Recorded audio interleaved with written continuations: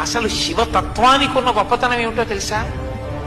భక్తుణ్ణి నెత్తి మీద పైన పెడతాడు, తాను కింద కూర్చుంటాడు. ఆ మహానుభావుడు తిన్నడు. ఆయన భక్తిని తక్కువ చేసి మాట్లాడడానికి వీల్లేదు. అంత గొప్ప భక్తి తత్పరు. ఆయన యొక్క భక్తికి పొంగిపోయాడంతే శివుడు.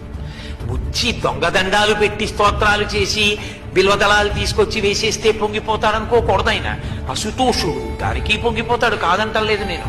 కానీ మనసున్న చోట ఆయన పరవశించిపోతాడు, నెత్తి మీద పెట్టుకుంటాడు.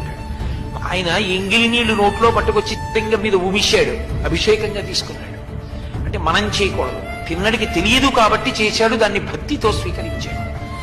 కాలి చెప్పుతో శివలింగాన్ని తుడిచాడు, కూర్చగా అంగీకరించాడు.